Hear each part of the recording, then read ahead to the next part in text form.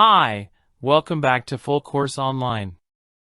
In this video I'll show you how to use multiple desktops in Windows 11, a simple way to keep work and distractions separate and speed up your workflow.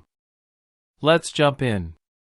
To learn about multiple desktops in Windows 11, let us open few applications. Now,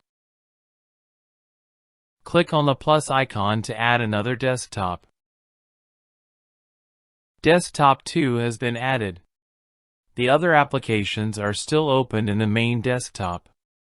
Don't worry, they haven't been closed.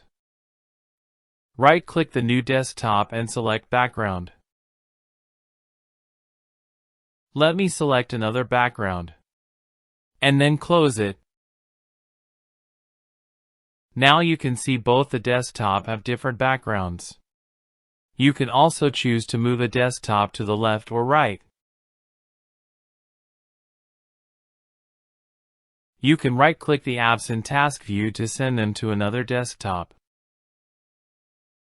You can also drag and drop windows or apps from one desktop to another. What if you want an application to be available in all desktops? To get around this problem, open the Task View and right-click on an app or window. From the menu, choose Show this window on all desktops. To close empty or extra desktops, hover the mouse over and click on the cross button. Doing this doesn't close any apps down, so you don't need to manually move them yourself. It just automatically adds them to the main desktop for you. With Task View open, right-click Desktop Thumbnail to rename it. Use names like Work and Personal. If you want a deep dive on Task View tricks or a video on fixing desktop problems, tell me in the comments.